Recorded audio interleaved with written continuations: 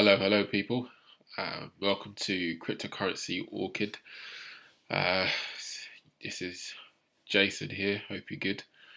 And I'm going to do this ICO review. I'm going to do a little bit differently today. I'm just brighten up my screen a little bit. It seems a little bit dark.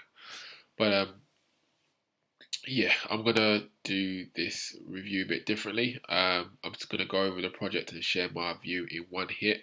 Try and keep it concise and just to the point, let you guys know what I'm looking at, what I think about the project, what it does, and so forth, and let me know what you think afterwards. So, Gladius. So, what is Gladius?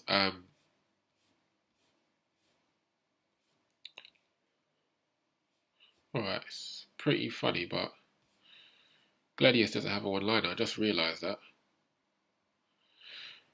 So we could say decrease load times, fight DDoS attacks. So, what does Gladius do? So, effectively, Gladius is a decentralized platform network that stops websites from going down. Basically, so you probably try to get into ICOs before, or whenever sort of the market takes a dip or correction, it's really hard to get onto Coinbase or Kraken to try and buy some more Bitcoin or Ether. Actually, talking about Bitcoin, we're actually on a historic day. The reason why is because, hopefully it's still there, Bitcoin has broken 14,000 US dollars. And yesterday it broke 11. Was it 11 or 12? I think it was 11 it broke yesterday. So Bitcoin has been on an absolute rampage. It's a beast right now. Like, nothing's stopping it. So it's a really historic day. So we've effectively had a 10k, 11k, 12k, 13k, and now 14k parties, all in 1 week. Mad.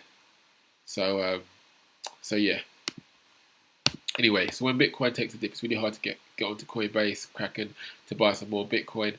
The reason being is that because under malicious DDoS attacks. So what that means is that guys ain't got nothing to do, throw a whole heap of traffic at websites to effectively bring it to its knees and shut it down. And the reason why that's a problem is that if you're an e-commerce site and you rely on business online heavily or solely, then if your site goes down, you lose a lot of money. So these guys have actually sort of highlighted the problem. So you're looking at a multi-billion dollar problem. How much it's costing businesses. So there are a couple of companies out there. Gladius is actually the first, from what I know, from what I understand correctly, is the first decentralized solution to this problem. Currently, like, there are a couple of prominent competitors out there, like Cloudflare and stuff, but they are centralized solutions, and the amount of volume that they're taking and the packages that they have, from what I understand, is really expensive. Whereas Gladius is a decentralized solution. What makes it better is that it technically, on paper, it should be more capable of handling high volume DDoS attacks, given the network, so it makes it very hard for hackers to attack the network because it's spread out all over the world as opposed to just one place to hit. If that makes sense. So I forgot my disclaimer. So yeah, so my disclaimer is I'm not your financial advisor, guys. Do your own research, invest at your own risk, because you can lose all your money on these ICOs and cryptocurrency investing. I've lost money in this stuff, so it is part of the game. So just share my opinion, guys. And so yeah, DYOR, do your own research. So so that's effectively what Gladius does. multi-million-dollar problem, a decentralized solution, the first of its kind, and it's taken on some big boys, with my opinion, because the boys are so big. It's got great upside. So let's just go through a few key metrics. Who's behind Gladius? So you've got these guys. So what I think is quite clever, what their guys done, is that they've hidden themselves amongst all these different guys. So the key guys founder, you've got Max, you've got Alex, and you've got Marcelo. And as you can see, these guys are like the babies of the group. So they try to make themselves look older, shirt, blaze, all the rest of it. But look, they just got baby faces, like no facial hair whatsoever. So the guys are young. So we'll get that out of the way. The guys are young. From what I know, they actually paused or actually quit college to develop this further. We'll have a quick look at their LinkedIn.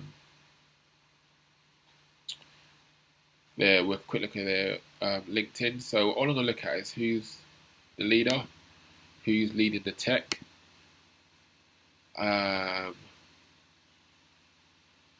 So who's leading marketing? So you've got 1,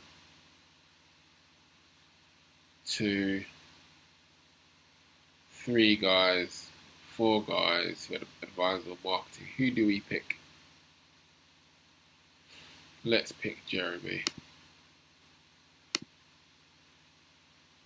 Cool. We'll leave it there for now. Okay, let's look at the marketing manager. So that's someone more that we want to pick. So I'll look at those two. No one legal on the team. And there's no one financial for what they show. Okay, so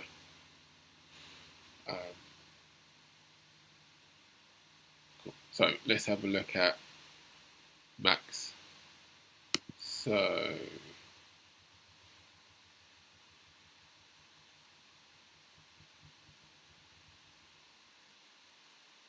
software engineer intern for 4 months at Bloomberg. Is that the Bloomberg? Yeah, the Bloomberg. Cool. He interned at Bloomberg for 4 months. So how long has he been in computer science? So since December 2014. So that's a good 3 years, isn't it? Yeah. So 3 years experience in tech, which isn't too bad. He's interned at Bloomberg, Rotunda. Okay. Clothing company, nothing special. What we got to be to intern at Bloomberg. I don't think that's an easy thing to do. We'll get into National Institute of Health. Was it intern there? What did he do at Bloomberg? Okay.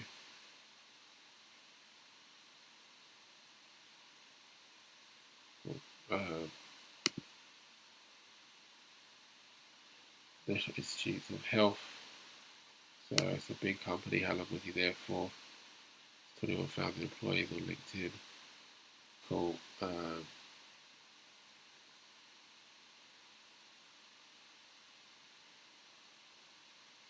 There for a year.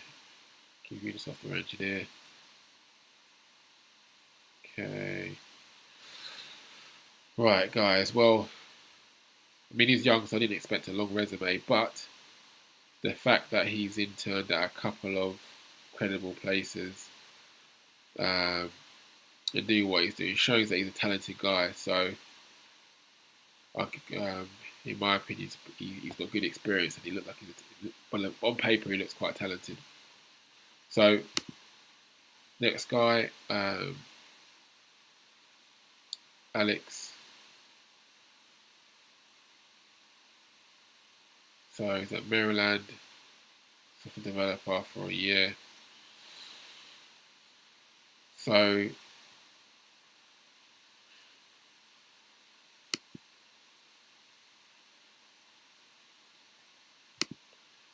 hasn't been in the game for about a year and a half. So a year and a half experience in tech. Which again, he's not just started something, he's been doing something for a bit of time. Cool. So Jeremy, he's their marketing advisor. Jeremy Dunn. Jeremy's got nearly 8,000 followers. Okay.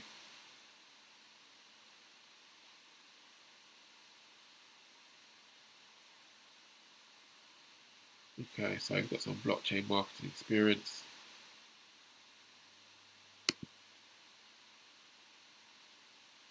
Sprinkler's got nearly 2,000 employees. What's his company got? Never Stop Marketing. Okay.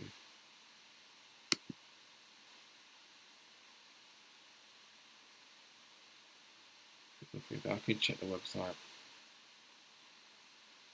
Sprinkler for a while.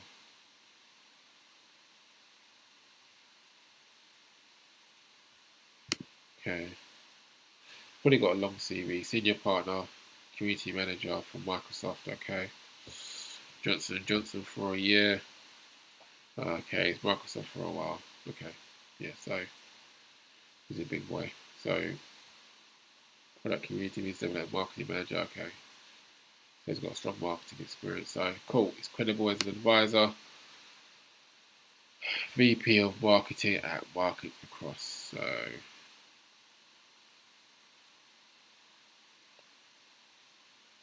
my question is, why isn't Gladius on this guy's profile? Maybe he doesn't want him to know yet. Marketing Director, AI Capital. 60 employees. Cool. Owner. So he's a bit of an entrepreneur himself. Did that for 5 years. Did that for a year.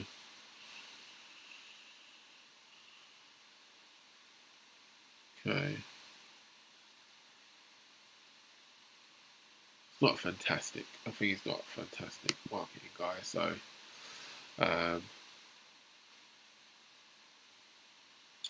so that's not a very impressive resume. But then again, it's just on paper. But from what I see, he's got a good guy in his corner advisor on marketing.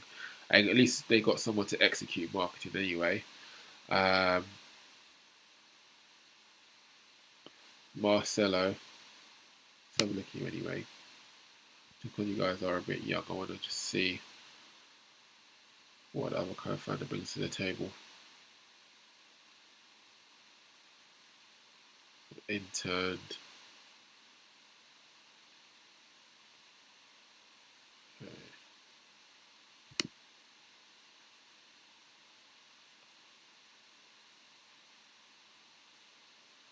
Cool. So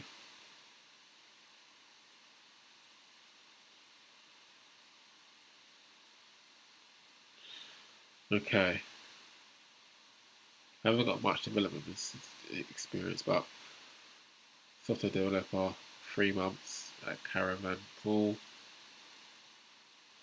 His resumes are impressive. I mean, the other twos are better than his. But by the sounds of it, he deals with just operation keeping things together. So cool. But the other two guys have a more impressive resume than Marcelo. But I won't discount him. Obviously, there's something that these 3 guys have got, which is why they're working together on this. But the team is stacked in terms of having all the bases covered. You kind of see that they're pretty strong in terms of marketing and business development, which is important because they're going to need help to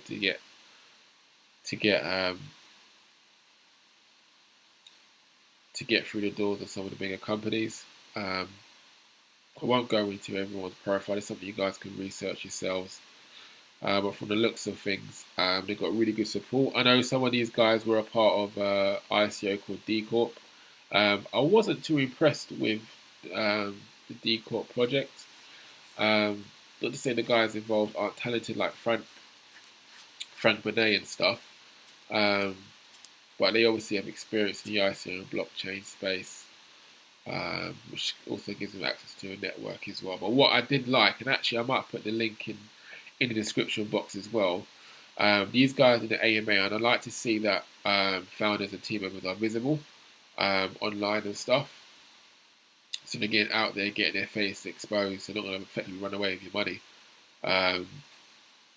But it was this guy Alex, and start hearing him. He sounded like quite a smart guy, like he knew what he was doing. That gave me confidence. So I'm gonna put that link in the description, boy, as well. And the AMA of a guy called Fish, an Australian dude, which is pretty cool. So that's the team. So what do I think of the team? I think the team is at world class. I mean, yeah, I think the advisors are borderline world class. I think they're very strong advisors, which can help guide the project, help them make it a success. So if they can pick up the phone and speak to these guys for advice and guide them, then I think that's a big plus. But I think the team, I think their experience, they've gotten this far, they've got a code out. And so they got the product you can look at. From what I understand, it's not the most user-friendly version of it, but it's something you can kind of use. So the team. So bottom line is that I do have a level of faith in the team to execute since they've gotten this far and they've got their bases covered and really good support. So team's done. They got a product out. It's a multi-million-dollar problem. Have they got any one partner? Have they partnered? They do have partners. Let me see here. So 1, 2, 3, 4, 5, 6, 7 partners. Customers and partners all work. So Hacken, Snap. Snap is a publicly traded company, and they work as a video platform, and they are actually working. It's actually recent news, actually. So they've got investment from them. It'll be interesting to see what the terms were.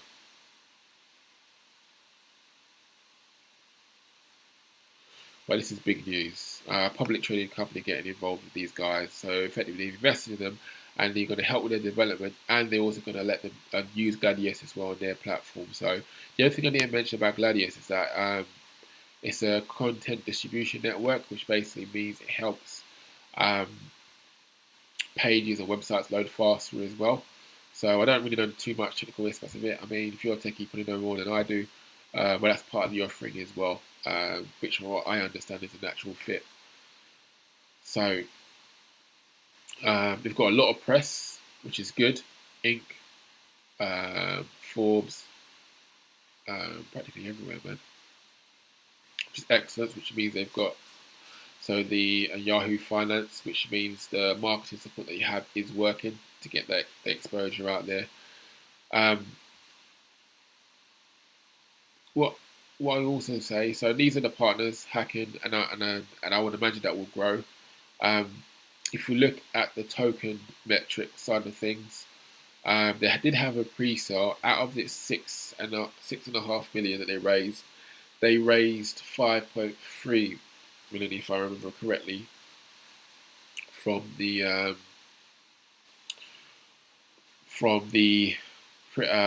private pre-sale. So the stage that they're at now is a public pre-sale.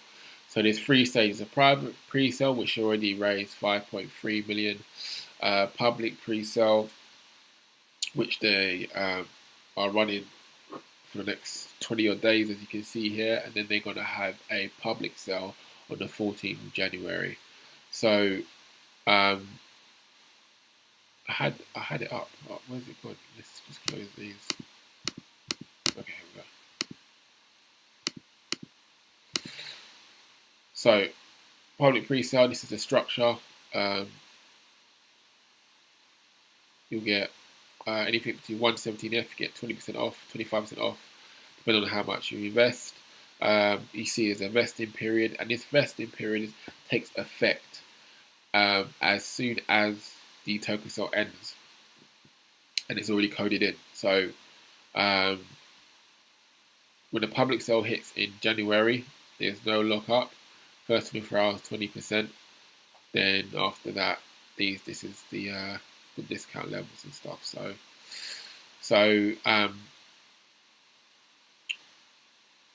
what I will say is a concern of mine is that in the private pre-sale, they got discounts of up to 80%, and obviously, which is a dumping opportunity really. But it is vested for 3 months, so there's a 3-month window to protect investors that didn't get in the private pre-sale, to avoid it getting dumped on. So it really depends on once the sale is over, when it will get listed on exchanges, what impact that will have. So, but the nuts and bolts of it is it's a decent discount on board. They are transparent of what they did. I don't really know what percentage of people got into the 80% bracket, but it's still a heavy discount, and there are going to be guys in there. But if there's a good time to invest, in my opinion, now's pretty good, because ETH is at a stable price. It's actually declined a little bit with Bitcoin rallying. So by the time of January hits, who knows what the price of ETH might be. I mean, we could be in a bear market, hopefully not. But we might not be, and if price of Ether increases, then so would the cost of your token. So so where do I stand? So when did this grade? Gladius graded a, if I can bring this up, hold on. So if I can, no, here.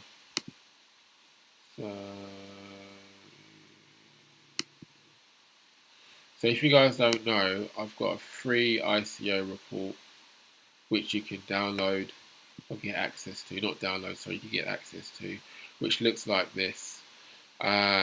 It's all the ICOs that I've reviewed and ranked highly. So my top picks really. I might leave some of the lower ones in there just for you guys' thoughts, if you guys are really asking me for stuff to look at. And then I grade them and tell you what I like about them, tell you when it's on or if it's not on, if I've reviewed it, and the link to it as well. So Gladius graded a solid B. Again, so what my thoughts are, kind of what I'm saying here. So the team is a world class, but they're smart. The project has a high demand and is taking on massive industry in the billions, has partnerships lined up, or customers, and by the looks of it, guys, or by the sounds of it, guys, quit college to work on it. This is another point that I thought, given how they've raised quite a bit of money so far, and depending on how the price of ETH goes, I would be surprised if they continue with the public sale in January. So don't quote me on it, but I would imagine it wouldn't surprise me if they, after the prior public pre-sale, that they would stop the project, not raising any more funds effectively. So what I didn't like about it is, again, I mean, there's no major project, but Snap wasn't live first. Snaps. So Snap has come on board since I read that summary, wrote that summary, and but who knows? Yeah, the 80% vesting period could be longer, and the team is young, but so was Vitalik, and he created Ethereum. So that's affecting my review, guys. What I will also, Blue Zell is another ICO I'm looking at. I'm not sure on it yet. Well, that's the message that popped up, so I'm part of the Telegram, just keep an eye on it.